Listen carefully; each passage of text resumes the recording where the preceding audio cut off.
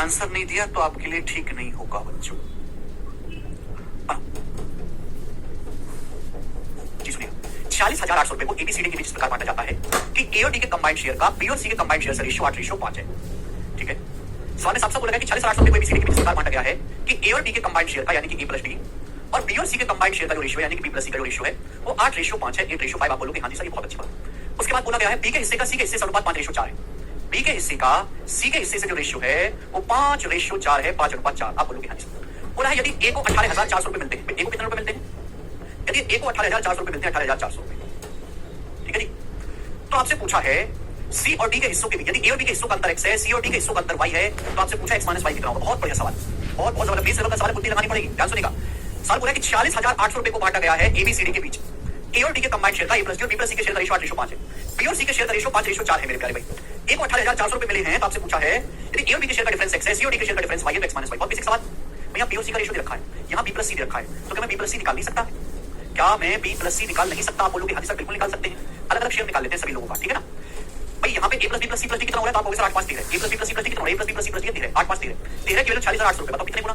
तो 13 की वैल्यू 46,800 बच्चों कितने गुना? 13 की 39, 7 13 36, 3600 गुना है, 3600 टाइम्स। तो अगर 3600 गुना है तो 5 की वैल्यू भी 3600 गुना होगी, यानी कि 18,000 रुपए। तो बी और सी का जो शेयर है वो 18,000 रुपए आएगा। आप बोलोगे हाँ जी सर बिल्कुल सही। बी और सी का जो शेयर है बी प्लस सी का 18,000 रुपए, जबकि बी और सी के शेयर का रेशियो कितना है? 5:4। तो आप मुझे बताओ बी का हिस्सा कितना होगा बच्चों और सी का हिस्सा कितना होगा? क्या आप नहीं बता सकते? 18,000 रुपए को 5 और 5 4 में ब्रेक करेंगे, 5 4 9, 9 की वैल्यू 18,000 है। 18,000 को 5 और 5 4 में ब्रेक करेंगे तो 9 की वैल्यू 18,000 है, दुगना।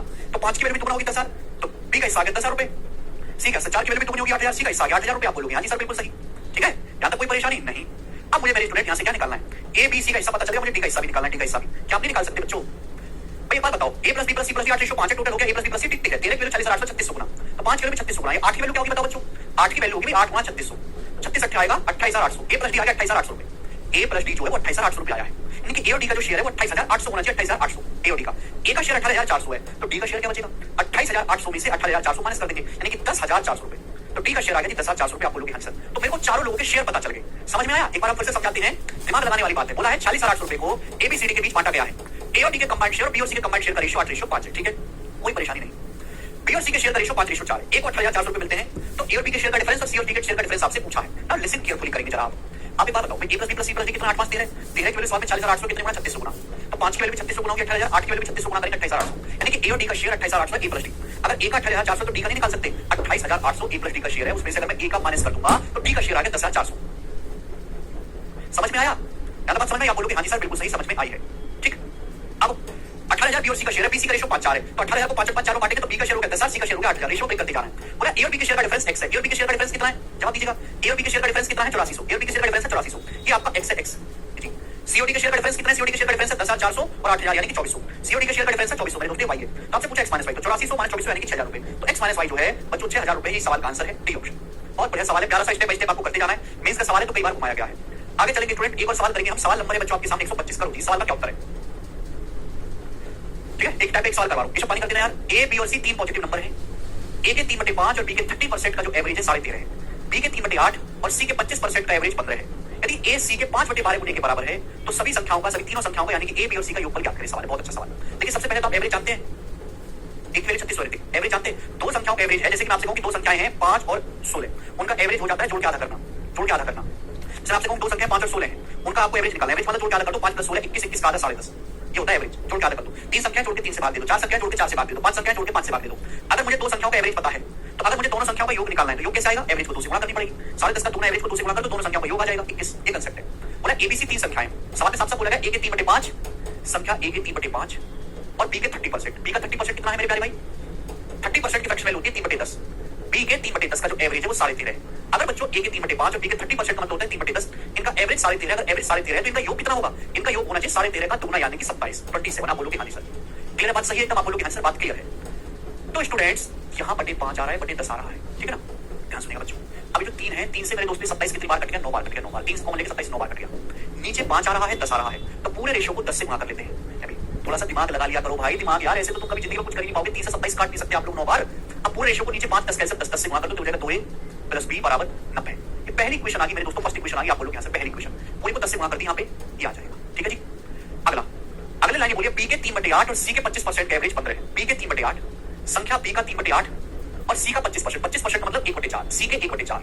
इनका एवरेज 15, एवरेज 15 है तो इनका सम कितना होगा भाई? दो संख्याओं का एवरेज 15 है तो सम कितना होगा? 15 का दुगुना 30 हो जाएगा, 30 आ जाएगा। अब बोलोगे हाँ जी सर।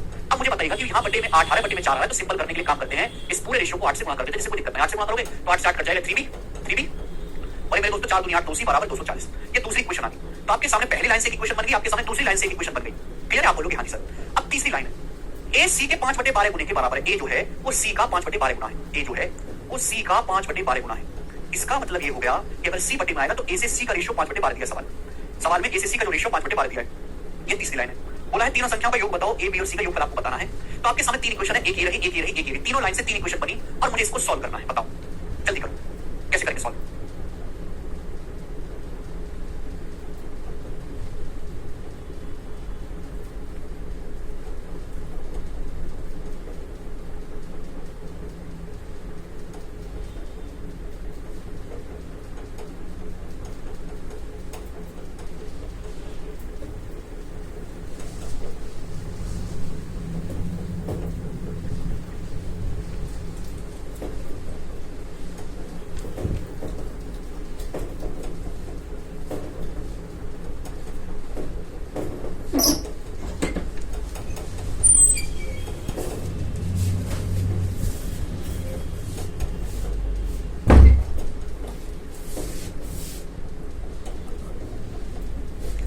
आएगा नहीं, आती छोड़ो। मतलब इन तीन इक्वेशन से तीन वेरिएबल कैसे निकालेंगे भाई? मुझे रेशियो किसमें दिया? मुझे रेशियो दिया है ए और सी में, तो मैं इक्वेशन भी ए और सी में बनाता हूं। भाई यहाँ क्या है? ए और बी है, यहाँ बी और सी है। अगर मुझे इक्वेशन पता चल जाए जो केवल ए और सी में हो तो सॉल्व हो जाएगा जल्दी, क्योंकि मेरे दोस्तों मेरे पास रेशियो ही ए सी का है, तो मुझे बी गायब करना है। अब यहाँ से बी गायब कैसे करें भाई? यहाँ तो 3b है, यहाँ बी है, यहाँ 3b है मेरे दोस्त, यहाँ बी है। एक काम करते हैं, इस इक्वेशन में 3 से गुणा कर देते हैं। क्यों गुणा करें? जिससे कि यहाँ भी सेम हो जाए, 3b और 3b और दोनों को घटा देते हैं। इससे फायदा क्या होगा? बी और बी कट जाएगा, केवल ए और सी बचेगा। भाई यहाँ बी यहाँ 3b है, तो पहले इक्वेशन में 3 से गुणा करके घटा देते हैं, बी कट जाएगा, केवल ए सी में रिश्ता बचेगा। अब देखो 3 दूनी 6a, अब 3b से 3b कट गया, देखो 3 दूनी 6a माइनस ये क्या बचेगा? 2c, माइनस का 2c बचेगा, माइनस किया माइनस का 2c बराबर 3b से 3b तो कट गया, 3b कैंसिल आउट हो गया। ये कितना बचा? 90 दिया, 270 में से 240 घटाएंगे 30, 90 दिया 270 में से 240 माइनस कर देंगे 30 आ गया। आप बोलोगे हाँ जी सर। यानी कि इक्वेशन बन गई 2 से फिर से कट गया 3a माइनस c बराबर 15। इक्वेशन बन गई 2 से काट लेंगे 3a माइनस c बराबर 15, ये इक्वेशन आ गई। आप बोलोगे हाँ जी सर। लेकिन यहाँ a और c का मान थोड़ा निकला, निकल जाएगा बच्चों। अगर a का मान 5 यूनिट है तो c का मान 12 यूनिट है। ये a c का रेशियो एक्जेक्ट वैल्यू थोड़ा है। अगर a की जगह 5 यूनिट रखेंगे तो 5 दिया 15, तो c की वैल्यू कितनी है? 12। तो बच्चों 15 माइनस 12 कितना हुआ? a की जगह 5 रखेंगे तो c की वैल्यू कितनी है? 12। तो 5 दिया 15 और c 12, 15 माइनस 12 आ गया बच्चों 3 यूनिट, 15 माइनस 12 3 यूनिट। 3 यूनिट की वैल्यू बच्चों कितनी है? 15 5 गुना। 3 यूनिट की वैल्यू बच्चों 15 है 5 गुना। अगर ये 5 गुना है मेरे प्यारे भाई तो a का मान भी 5 गुना होगा, यानी कि 5 बच्चे 25। c का मान भी 5 गुना होगा, यानी कि 12 बच्चे 60। तो a और c की वैल्यू आ गई। समझ में आया? आप बोलोगे हाँ जी सर बिल्कुल सही। अगर a और c की वैल्यू आ गई, मुझे b का मान निकालना है। चाहे आप पहली इक्वेशन से निकालो, चाहे दूसरी इक्वेशन से निकालो, इच्छा आपकी है। मतलब कहां से निकाल दें? मैं इस इक्वेशन से निकाल देता हूं, दूसरी वाली से पहली से भी निकाल सकते हैं। अब पहली इक्वेशन से सॉल्व कर लो, चाहे दूसरी से इच्छा आपकी। मैं यहां से सॉल्व कर लेता हूं इस वाली दूसरी इक्वेशन से। भाई c की वैल्यू है 60, c की वैल्यू कितनी है? 60 है। 60 यहां पे रख दो, तो 3b प्लस 60 रख दो, 60 120 बराबर 240। यहां से मेरे दोस्तों b का मान क्या आएगा? 240 माइनस 120, 120 को 3 से भाग करेंगे 80, तो b का मान 80 आ गया। 120 को 3 से 40 आ गया मेरे दोस्तों, b का मान समझ में? 240 माइनस 120 को 3 से भाग करेंगे 40, तो ये आ गया मेरे प्यारे भाई। अब तीनों को योग करके तीनों को जोड़ दो, 40 60 100 और 25 125, 125 इसका आंसर है। हर एक बात क्लियर है, समझ पाए हैं? अगला सवाल, नेक्स्ट टाइप आपके सामने यहाँ से 126। करिए बच्चे सवाल का क्या आंसर है? बनाओ बच्चों। हाँ एक ही बात है, सेकंड में से 5 घटाओ तो भी बात एक ही है। टाइम लगाना है, बहुत अच्छा सवाल है, प्री लेवल का सवाल भाई। देखो 126 number question, very very important. देखो इस सवाल की लैंग्वेज इतनी बेहतरीन है कि हर एक एग्जाम में आ चुका है। हालांकि पुराना क्वेश्चन है सीजन का, तो लेकिन बाकी अदर एग्जाम में आज भी आता है। बोला है each member of club contributes as much as rupees and as much as पैसा as the members of the club। एक क्लब, एक लोगों का जो है ग्रुप बना हुआ है, उस क्लब का हर एक मेंबर उतने ही रुपए देता है और उतने ही पैसे देता है जितने क्लब में मेंबर है। समझ में आया? क्लब का हर एक मेंबर उतने ही रुपए देगा और उतने ही पैसे देगा जितने क्लब में मेंबर है। अगर टोटल कंट्रीब्यूशन 3636 रुपए है, क्लब का टोटल कंट्रीब्यूशन 3636 रुपए है, तो पूछा है क्लब में कितने मेंबर है। तो इस सवाल को करने के दो तरीके, पहला तरीका ऑप्शन से, दूसरा तरीका एक्स मान के। अगर मैं ऑप्शन से करूंगा मेरे प्यारे भाई, तो जैसे मैं पहला ऑप्शन पे करता हूं 60, कि माना क्लब में 60 मेंबर है, हर मेंबर 60 रुपए देगा और 60 ही पैसे देगा, 60 पैसे। तो टोटल कलेक्शन कितना हो जाएगा बताओ बच्चों? अगर मैंने मान लेता हूं कि भाई पूछा कैसा क्लब में कितने मेंबर है, क्लब में 60 मेंबर है, तो भैया जितने मेंबर होंगे उतने ही रुपए देंगे, उतने ही मेरे दोस्तों पैसे होंगे। तो 60 मेंबर हैं, तो मेरे प्यारे आप अच्छी तरीके जानते हैं, हर मेंबर 60 रुपए देगा, 60 ही पैसे देगा। तो कितना हो जाएगा बच्चों? 60 गुणा 60 36 रुपए हो जाएगा। आप बोलोगे हाँ जी सर प्लस, और 60 की 60 में गुणा करेंगे 3600 पैसे। अब एक रुपए में 100 पैसे होते हैं, 3600 पैसे को रुपए में कन्वर्ट करना है तो 100 से भाग देंगे 36 रुपए, तो यानी कि 3636 रुपए बन गया कि नहीं बन गया? हाँ जी बन गया, सेटिस्फाई हो गया, यानी कि यही आंसर है, खत्म। समझ में आया? आप बोलोगे हाँ जी सर समझ में आया है, बहुत ही बेहतरीन सवाल है। भाई पढ़ लो चुपचाप, थोड़ी देर पढ़। ये तो हुआ ऑप्शन से बेस्ट है, यही करना। अदरवाइज आप इसको सॉल्व करोगे भैया कि भाई माना क्लब में एक्स मेंबर है, एक्स मेंबर माना क्लब में कितने मेंबर है? एक्स सदस्य है, तो हर सदस्य एक्स ही रुपए देगा और एक्स ही पैसे देगा। तो एक्स एक पैसे में, एक पैसे का मतलब होता है 1/100 रुपए, ये होता है 1 रुपए में 100 पैसे होते हैं। तो एक्स एक्स पैसे का मतलब है, एक्स पैसे का मतलब P मतलब पैसा, एक्स बटे 100 रुपए, यानी कि हर मेंबर एक्स रुपए देगा और एक्स पैसे देगा। एक्स पैसे को हम क्या कहेंगे, एक्स बटे 100। तो 100 एक्स प्लस एक्स, 101 एक्स बटे 100। क्लब का हर मेंबर इतने रुपए देगा, क्लब का हर मेंबर कितने रुपए देगा भाई, क्लब का हर मेंबर इतने रुपए देगा, हर मेंबर इतने रुपए देगा। क्लब में मेंबर कितने हैं, क्लब में एक्स मेंबर है, अगर एक मेंबर इतने रुपए दे रहा है तो एक्स मेंबर कितने देंगे, मल्टीप्लाई बाई एक्स, और इसी की वैल्यू सवाल में 3636 रुपए की बराबर दी है। यहाँ पे पैसे को रुपए में कन्वर्ट करना है, 101 से 3636 बार कटेगा, एक्स स्क्वायर आ जाएगा, एक्स स्क्वायर बराबर आ जाएगा 3600, अंडर रूट लेंगे, एक्स की वैल्यू यहाँ से आ जाएगी 60 सवाल का आंसर है। सवाल की लैंग्वेज पढ़ो, लैंग्वेज में दिया हुआ है, अपनी मर्जी से नहीं किया कुछ। ये 127 अगला टाइप आपके सामने, बहुत इंपॉर्टेंट टाइप है ये, 2 सवाल करूंगा इस टाइप के, करो बच्चों जल्दी करो।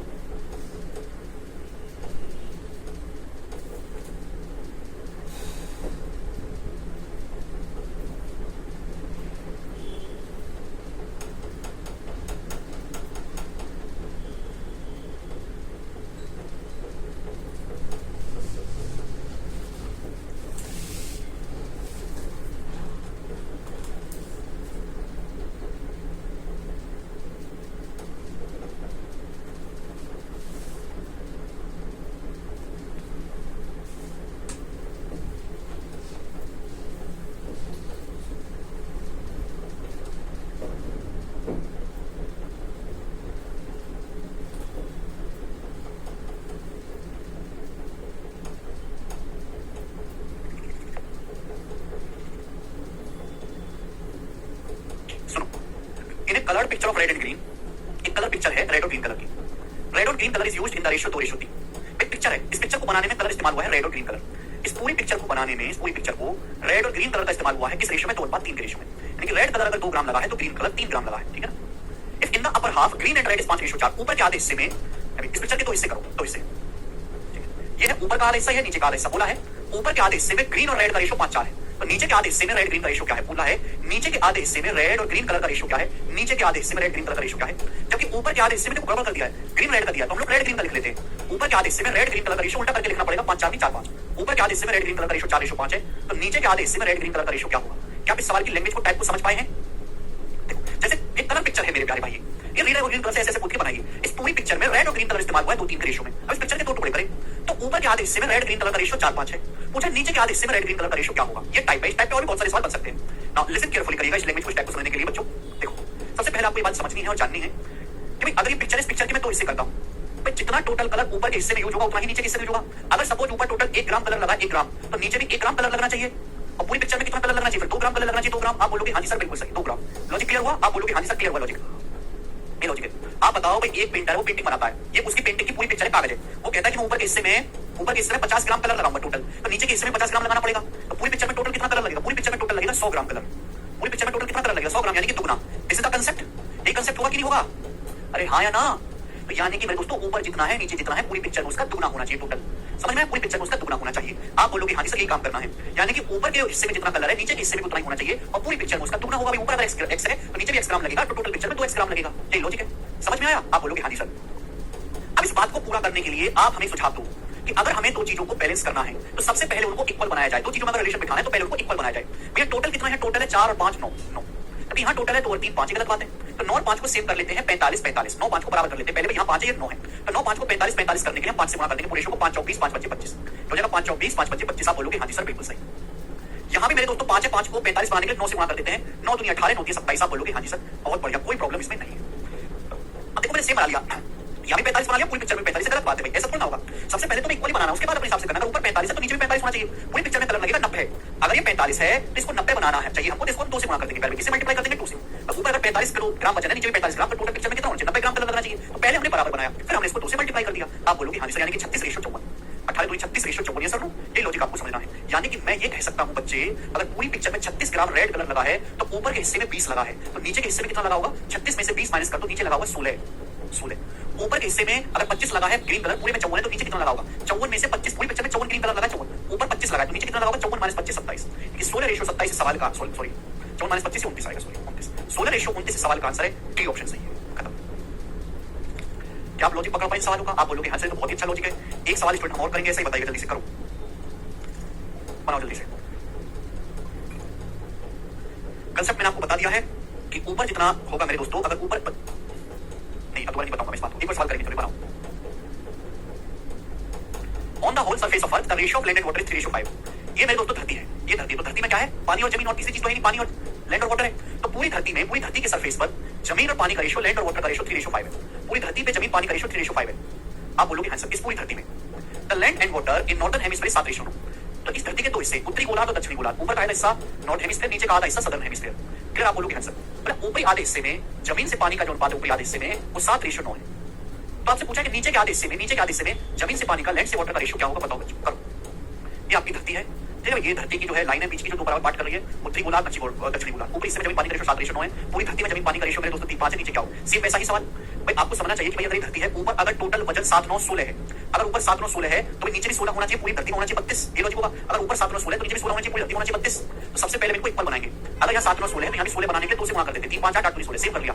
भाई ये भी 7, 9, 16 हो गया, ये भी 16 हो गया, लेकिन सेव थोड़ा है भाई। अगर यहाँ 16 है, नीचे 16, पूरी धरती का वजन 32 होना चाहिए, तो 2 से गुणा और कर लेते हैं, तभी तो होगा ये 16 और ये टोटल कर लिया मैंने 32। तो भाई 2 दूनी 4, 4 से गुणा करेंगे, मैंने 4 से गुणा करेंगे, 4 दिया 12, 4 5 20 हो गया 12:20। समझ में आप बोलोगे हाँ जी सर आ गया। यानी कि पूरी धरती में अगर जमीन 12 है तो ऊपर के आधे हिस्से में 7, नीचे क्या होगी 12 में 7 घटाओगे 5। पूरी धरती में पानी 20 है तो ऊपर के हिस्से में 9, नीचे क्या होगा 11, 20 माइनस 9 11, 5:11 इसका आंसर है। ठीक है, आगे चलते हैं। टाइप ओवर, दो क्वेश्चन करा दे इस टाइप के। अगला टाइप सवाल नंबर 129, बहुत प्यारा सवाल है ये वाला। कई तरह सवाल को क्या होगा जी आंसर, फटाफट बनाओ। A stall sells popcorn and chips in packet of 3 size, large, super and jumbo। एक स्टॉल है वो पॉपकॉर्न बेचता है और चिप्स बेचता है। भाई खोखे वाला है वो पॉपकॉर्न बेचता है और चिप्स बेचता है।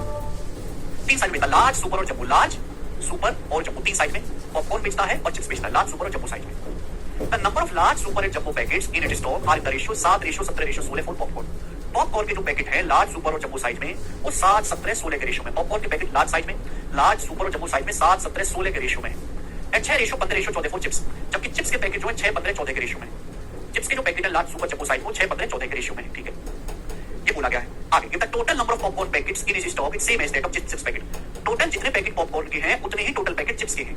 तो आपसे पूछा है जंबो पॉपकॉर्न और जंबो चिप्स पैकेट की संख्या का रेशियो बताओ। जंबो पॉपकॉर्न और जंबो चिप्स की संख्या का रेशियो बताओ। करो बच्चों, ये लाइन बड़ी इंपॉर्टेंट है कि जितने टोटल पॉपकॉर्न के पैकेट है उतने ही सेम आपके चिप्स के पैकेट है, तो ये सेम होना चाहिए। अब सुनो, पॉपकॉर्न के पैकेट टोटल कितने हैं? 7, 17, 24 और 16, 40 40 है। चिप्स के कितने पैकेट है टोटल? 6, 15, 21 और 14, 35। अब 40 और 35 तो कहीं से भी सेम नहीं है, सेम करना पड़ेगा, सेम करना पड़ेगा बेटा। 40 और 35 को सेव करने के लिए सबको सेव करना है, सबसे रिवर्स मल्टीप्लाई। 40 35 का रेशियो है 8:7, रिवर्स मल्टीप्लाई, ऊपर 7 से गुणा, नीचे 8 से गुणा। लेकिन सेव करने के लिए मेरे दोस्त 7 से गुणा कर देते हैं स्टूडेंट, और यहाँ 8 से गुणा कर देते हैं। आप बोलोगे हाँ जी सर बिल्कुल सही, कोई प्रॉब्लम नहीं है। तो अब देखो मैंने जंबो ये जो चिप्स के पैकेटों की संख्या और पॉपकॉर्न के पैकेटों की संख्या को बराबर कर दिया, क्योंकि सवाल में बोला था, अपनी मर्जी से नहीं, सवाल में बोला था। बोले number of jumbo popcorn and jumbo chips packet. Jumbo popcorn और जंबो चिप्स के पैकेट की संख्या का रेशियो। जंबो पॉपकॉर्न है कितने? 16, 17, 112। और चिप्स कितनी है? चिप्स कितनी जंबो की? 14, 112। 14, 112 का रेशियो आपसे पूछा तो एक रेशियो निकाल लिया आंसर, 1 रेशियो करेक्ट आंसर। सब बच्चे समझ पाए? अगला टाइप, ठीक है स्टूडेंट, अगला टाइप मैं आपको करवाऊंगा, बहुत प्यार से समझिएगा। 2 क्वेश्चन करवाऊंगा, दोनों ही क्वेश्चन बहुत शानदार है, लेकिन इंपॉर्टेंट सवाल है, देखते कितने बालक इसको कर पाएंगे। बनाओ क्या उत्तर है।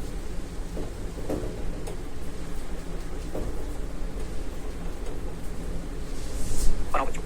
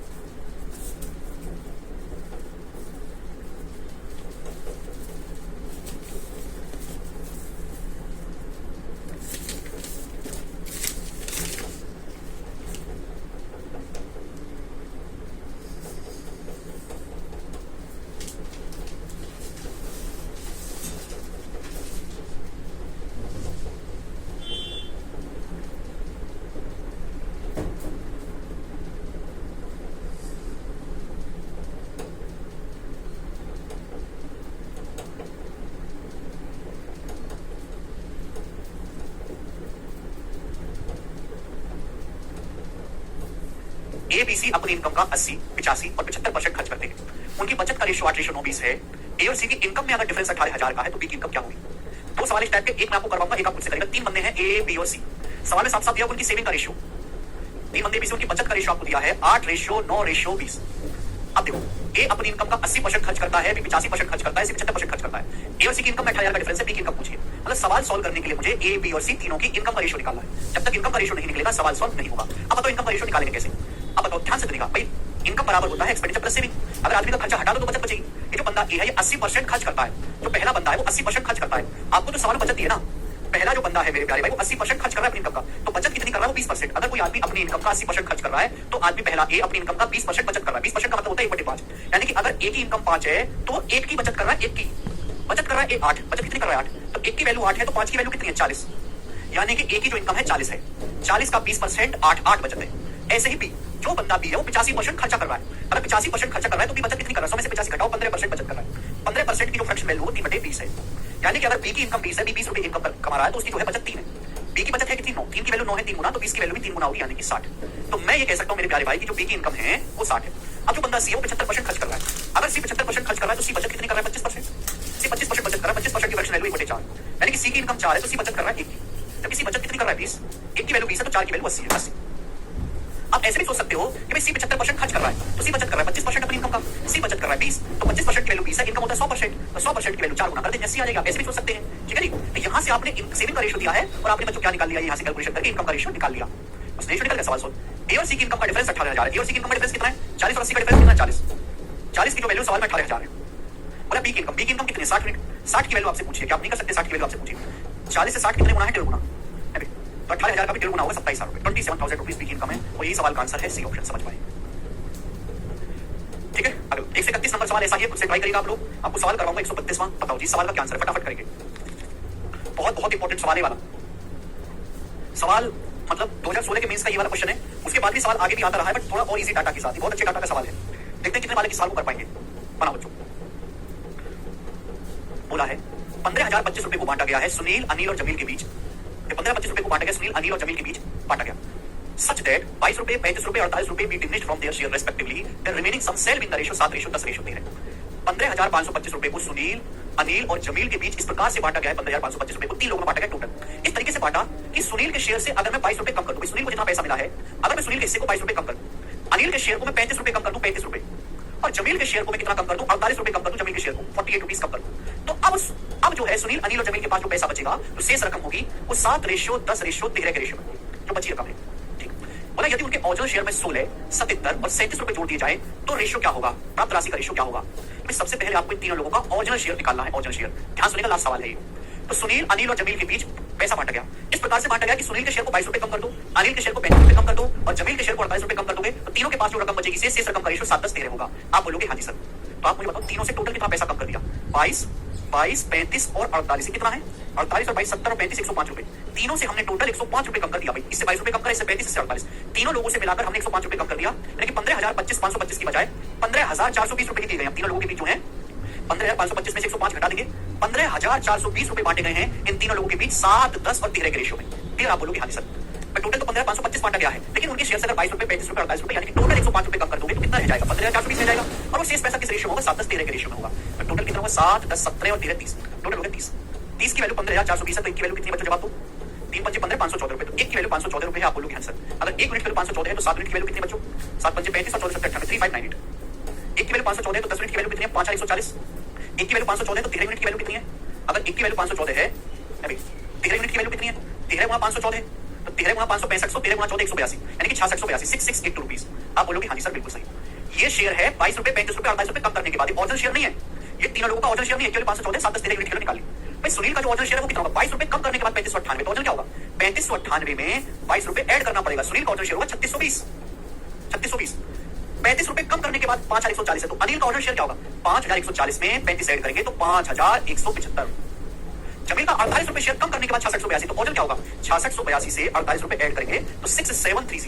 ये तीनों लोगों का ओरिजिनल शेयर आ गया, ये सुनील का, अनिल का, जमील का। लेकिन पूछा ये भी नहीं है, पूछा है इसके लेवल और आगे जाके यदि उनके ओरिजिनल शेयर में 16, 77, 37 रुपए जोड़ दिए जाए, इसके ओरिजिनल शेयर में 16 रुपए जोड़ो, 3620 में 16 जोड़ेंगे तो 3636 हो जाएगा।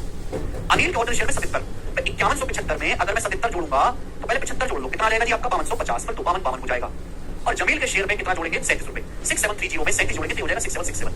अब पूछा इनके शेयर का रेशियो क्या होगा बताओ, ये पूछा। तो मतलब ये जो संख्या बड़ी स्पेशल है, दो डिजिट के रिपीटेशन से बनी है। ऐसा नंबर 101 से कटता है, कोई भी नंबर ऐसा है ना, एबी हमेशा 101 से कटता है। इसका मतलब एबी गुणा 101, 101 से डिवाइड होता है।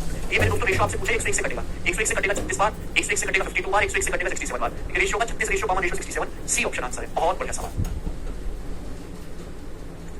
तो लिटिल बिट कैलकुलेशन ये आपको करना ही पड़ेगा, इसके अलावा आपके पास और कोई रास्ता नहीं है।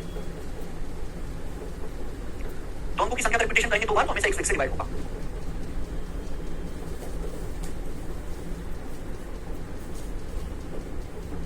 ठीक है, एक बार फिर से रिपीट करके देखिएगा इसको, आपको समझ में आएगा। मजेदार क्वेश्चन है। ठीक है, टाइम टेकिंग है।